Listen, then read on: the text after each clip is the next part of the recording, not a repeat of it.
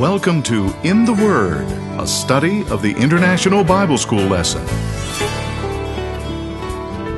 Join Dr. Lee Magnus, Professor Emeritus of Bible, and Dr. Bill Gwaltney, Professor Emeritus of Bible, both from Milligan College, as they bring you their thoughts and knowledge of the study of the Sunday school lesson for the day. Now, here is Dr. Gwaltney. Good morning and welcome to In the Word. We're in a new quarter's work on the theme of a new creation. And we have started off in a little known and seldom read prophet of the Old Testament, Zephaniah. We've had one lesson and we're going to go back to this book for today's lesson and then for next week's. And we're looking for the day of the Lord, Lee, and the first lesson that we had focused on that terminology. Yeah.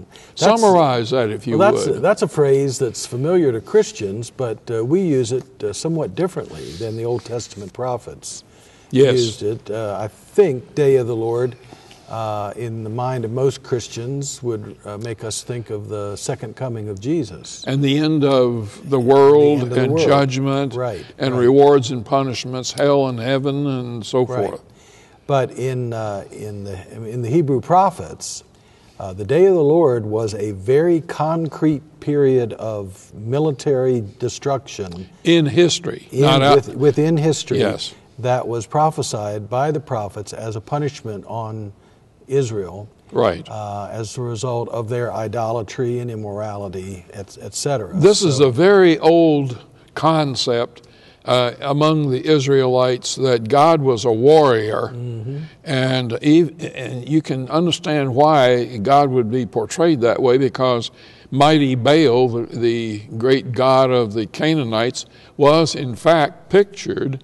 We even have a little statue of him like this as a warrior. And so Israel's God is no less a warrior, and the armies of Israel are said to be the armies of the Lord in the days of the judges. That phrase that appears so often that we just kind of read right over it, the Lord of hosts, actually means the Lord of the armies. So he's like leading the armies of Israel. That's right. And the great song of Deborah in Judges chapter 5 has God marching at the head of his army.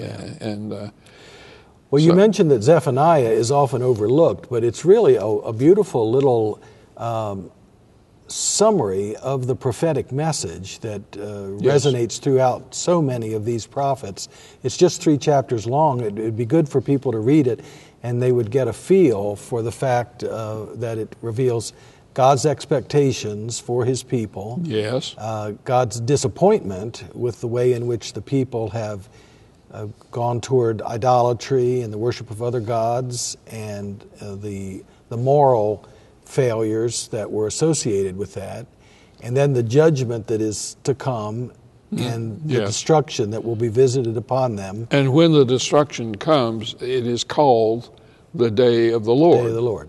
But, as with all the prophets, there is a hopeful sound at the end. At the end, yes. Looking forward to a time of restoration, at least for a remnant, at least for a part of the people. Yes. Now, there are 2 large categories of faults that God finds and tells his people, the Israelites, about through the mouthing of the prophets, through the mouths of the prophets. In one category is what we might call social injustice, which is where people of authority are abusing that authority and treating the citizenry as a sheep to be shorn, and to take advantage of. So you might say social injustice as a large category. The second large category is adulterous religion. Now, that has a double sense. Well, we saw that in last week's lesson very clearly. Yes. They were worshiping the Lord. Yes. But they were also worshiping Baal and Milcom and the starry hosts and all that. Right. Now, I said in a double meaning because several of the religions that were practiced in Palestine in the time of the Israelites were what we would call fertility cults, in which people engaged in loose sexual activity as a religious practice. So they were adulterous in two ways. Yeah, and secondly, sexually and spiritually. And spiritually, because these prophets that went before Zephaniah referred to idolatry as being religious adultery. They made that connection. Right. So, we do have both of these themes, and we're going to see the social injustice theme very strongly stated in today's scripture. Last week we saw the spiritual idolatry problem in that first chapter of Zephaniah. Today we're going to see the social injustice. That's right. Yeah. So why don't you read? I think it's your turn to read. Zephaniah chapter 3, beginning in verse 1. Woe to the city of oppressors, rebellious and defiled. She obeys no one. She accepts no correction. She does not trust in the Lord.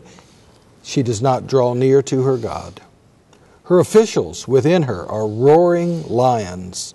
Her rulers are evening wolves who leave nothing for the morning. Her prophets are unprincipled. They're treacherous people.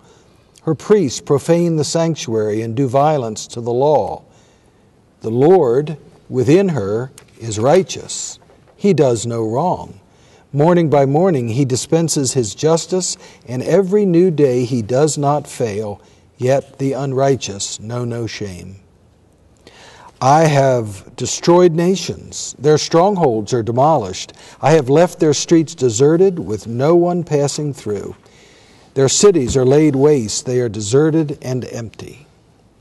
Of Jerusalem, I thought, surely you will fear me and accept correction.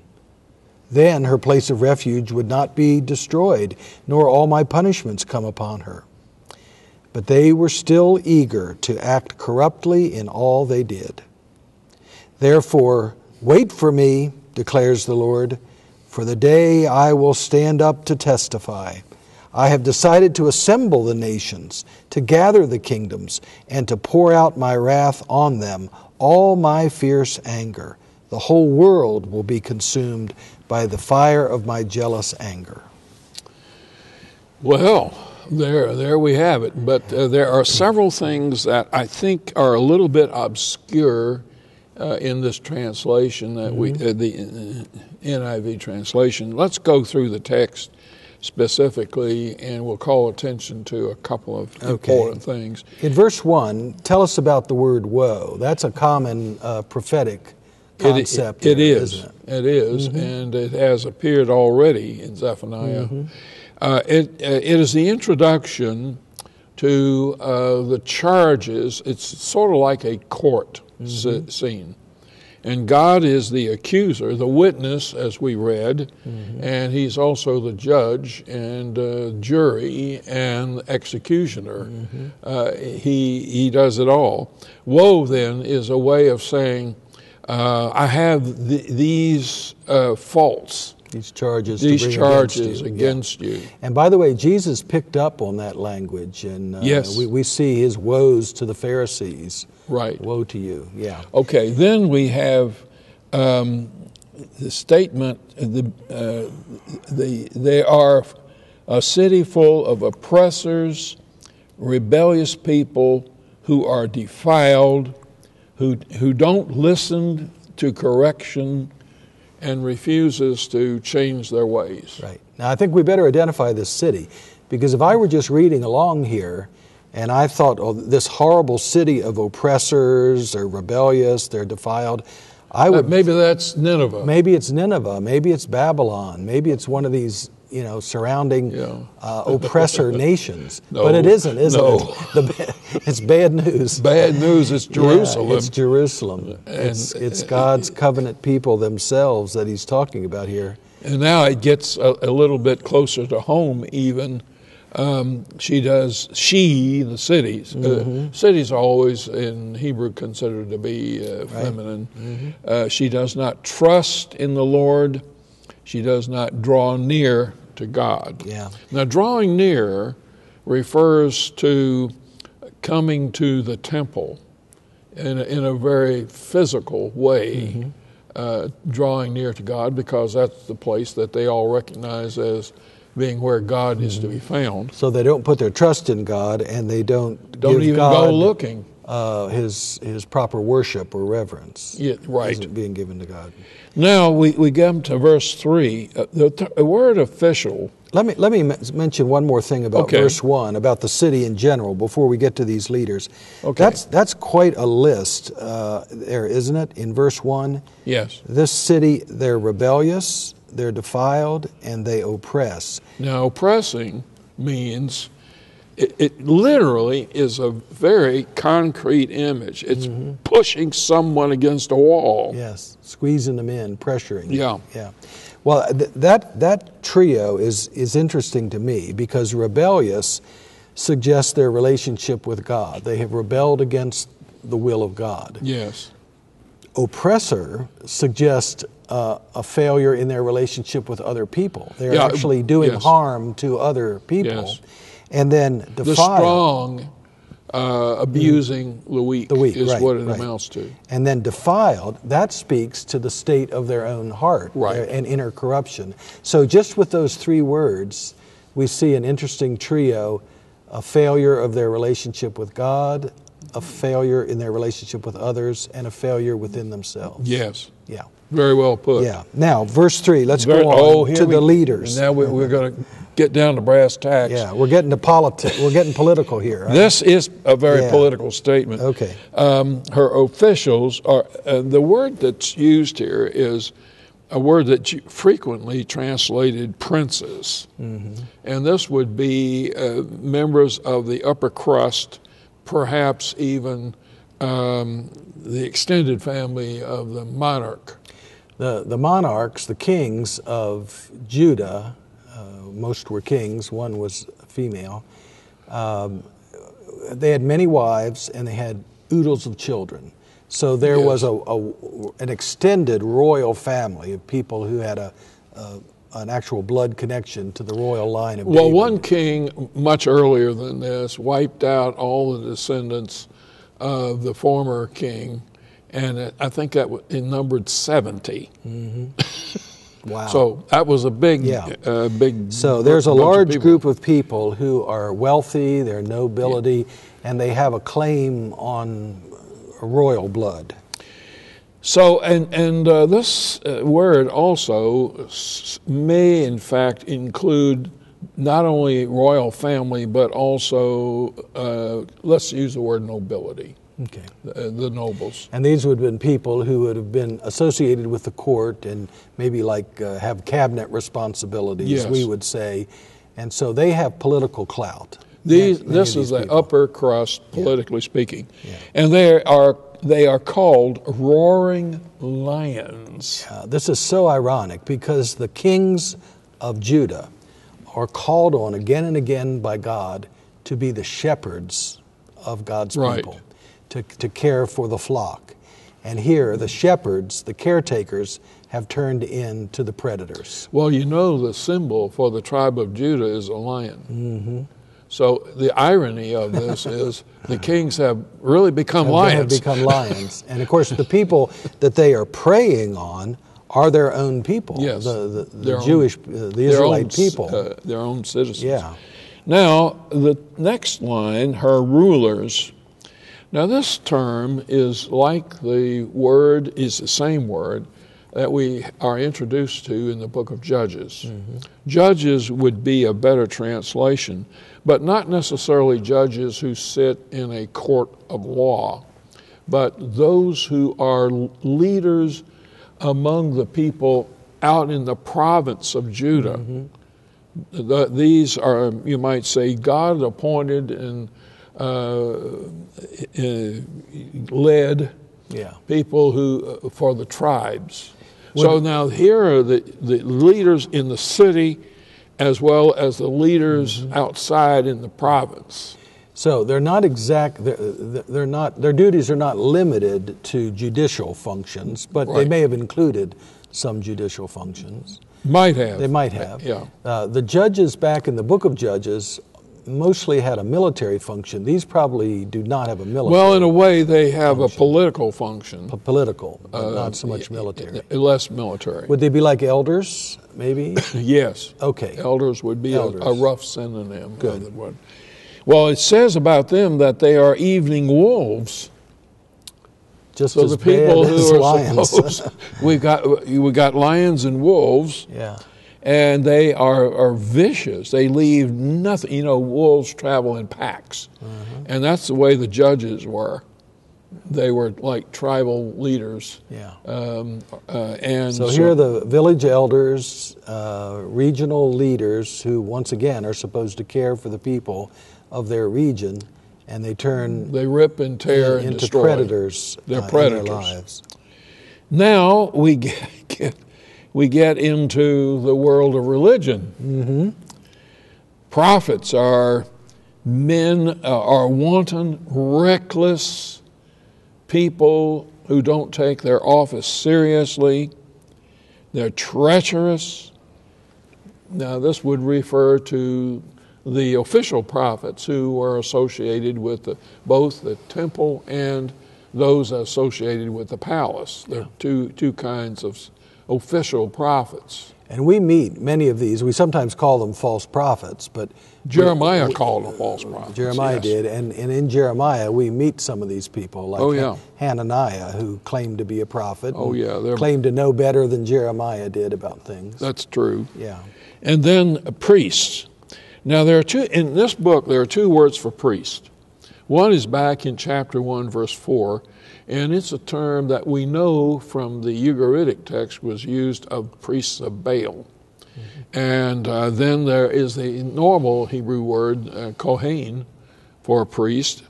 And that's the term, but Kohen is the priest that, a term for priests used here. They are reckless. They are, again, predatory. And you know, the best example of predatory priests were the sons of Eli. Right. This was quite a long time ago, but many they established the centuries tradition before this. And they ignored the law, the rules of sacrifice, and they were also immoral in their relationships. And I would broaden the statement, her priests profane everything that is sacred. So rather than the sanctuary, which makes us think of the temple itself, it's broader than just the building of the temple. Yes. It's everything everything that goes on there. So the sacrificial system, and everything. Well, it's interesting, these two things that are mentioned about priests here show that they were to influence both the worship life of the people. They were the leaders of worship at the temple, sacred activities. Yes. They also were to teach the law and to enforce the law. And the word law really its base meaning means instruction. Right. And that's the job of a priest, is to render instruction and to make decisions in specific cases based on it. Right. And so here we see at the end of verse 4 that the priests were letting down their responsibility in both of those areas, as leaders of worship and as instructors of God's law. Well, in the world of politics, the world of economics, and the world of religion, the leaders have let the people down. Now we come in verse 5. What about God? This is a beautiful statement. And what we see a number of wonderful things affirmed about God here. One is that God is present with his people. Yes. The Lord within her. Within her. And the her is Jerusalem. The city, yeah. So God, in spite of the sins of the nation, of the city, and of the leaders, God's presence is not changed. God doesn't run off and hide from this. God is present. The second thing that's affirmed here is the righteousness of God, the justice of God. And that stands in stark contrast to the injustice of these leaders here. And then the word that is used here to describe what he doesn't do is a word indicating that which is bent and crooked and twisted. He doesn't do, but to the contrary, all the rest of them are doing that which is crooked. Right. But I think this is a beautiful verse in the midst of a kind of a sad section here. It talks about the presence of God, the character of God, and the behavior of God. He does no wrong. That's right. Now, it is said that yet, in spite of God's being that way, the unrighteous know no shame. And now we're back to those ravenous leaders who shamelessly prey upon their people. The contrast is between the leadership, human leadership, and the divine leadership. Yes. Now, verse 6 makes a big switch. We've been talking in third person here about the city, she, and about God, and all of a sudden we have I have destroyed nations. So what has happened? Yeah, this is a characteristic shift that we see in many of the prophetic writings, where the prophet will be talking about God in the third person. The Lord did this, God did this. And then we'll switch to the first person. It's not the prophet speaking. It's the prophet. I is not the prophet. The I is God, so it's the prophet speaking for God. And that's what the word prophet really basically means. One who speaks for another. God wants to communicate. How is he going to do that? Well, he moves certain individuals and plants within them the word he wants to be heard and understood, and they speak as if they are God. Right. Yes. So the I here is God, even though the prophet is communicating the word of God. By the way, the same shift in talking about God and talking to God is very prominent in the Psalms. And you can, even the 23rd Psalm, you see it there. So this change in pronouns is a very important part of their mental equipment. So there's just the difference between talking about God and talking for God is very slight. And talking to God. Yes. Yeah. Very slight. Now, this is what God has done in behalf of this nation and the people of this nation. That is what we have. And in verse 6, the verb actually here goes back to a verb that we had in chapter 1, cut off. In other words, I have cut off nations, their strongholds, I have demolished. Yeah. And that would have been done for Israel's benefit, for Judah's benefit. Precisely. Cutting off the oppressor nations, the empires who have been preying upon Israel. And he reminds them here that in the past, God has in fact protected them by bringing nations like Assyria and Syria to naught. Like God has emptied cities for the Israelites to move in and take over. That's what's implied in the latter part of verse 6. Now in 7, here it is, God is speaking again. Of Jerusalem I said, is a literal translation of it. And now God is speaking to Jerusalem. You, the you here is Jerusalem, will fear me and accept correction. And if that had been true, her place of refuge would not have been, and there's cut off again. In other words, God would have expected some gratitude from the people of Judah in response to his protective acts of cutting off these other nations. All the prophets say the same thing. And he said, I would have expected you to reform in gratitude for my protective care, and then I would have been glad to forgive you and provide a place of refuge for you. The contrast statement, but, and that's a very strong word. In the middle of verse 7 there. Yes, but they were still eager to act corruptly in all they did. Now that brings this section to a close, and then the therefore with which verse 8 begins is the beginning of the statement of the judgment that God is pronouncing upon them. So this is the consequence of their this is the court rendering the decision. Right. Yeah. And so God makes his declaration, and God suddenly takes the witness stand here. God, who is the judge, in verse 8 it says, I will stand up to testify. I will stand up to bear witness. Yes. And so God takes the witness stand, as God he does in Hosea. Is the prime witness. Is the prime witness against them because of their sin and disobedience. Now the nations come back to play here, but in a different way. In verse 6... Now, this could be translated Gentiles. Okay. And but in verse 6, God had destroyed many of the nations to protect Judah. Yes. And here, God is going to take those nations and use them as the tool of punishment here. Again, this is typical of all of the prophets, what they say. And this is the day of the Lord material that he's talking about, although the phrase doesn't appear here. Hence the title of the lesson. This statement, wait for me, that we have in verse 8, is a statement, not wait and see, that everything's going to turn out all right. Right. This is a warning, isn't it? Wait for the guillotine to fall. Wait for it. Wait for it. Boom. Boom. Exactly. Yeah, this is a warning.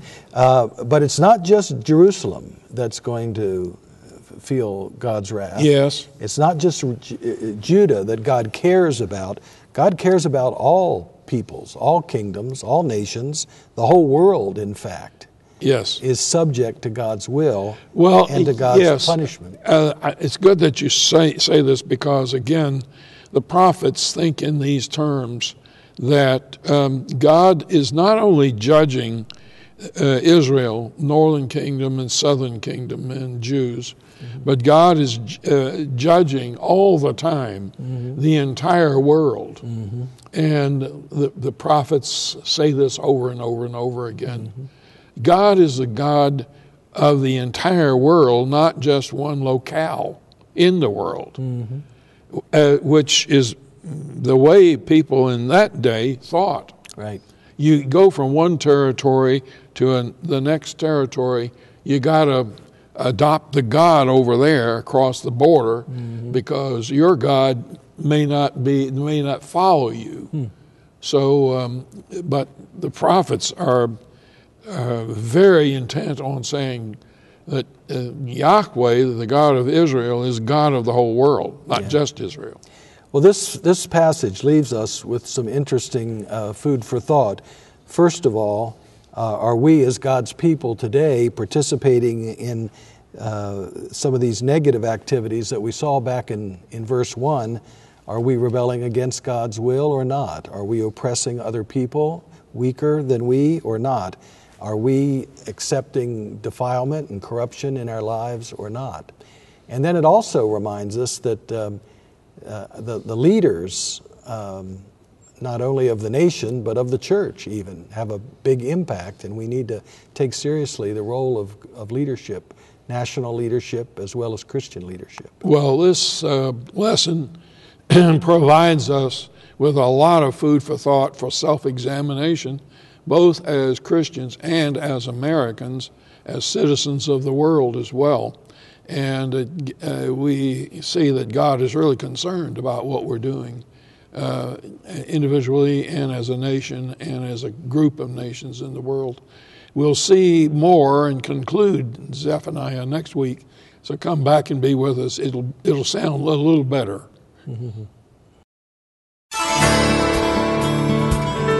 This has been In the Word, a study of the International Bible School lesson with Dr. Lee Magnus, Professor Emeritus of Bible from Milligan College, and Dr. Bill Gwaltney, Professor Emeritus of Bible of Milligan College. Join us again next week for another lesson from the International Bible School lesson text. This has been a production of the First Christian Church Television Ministries.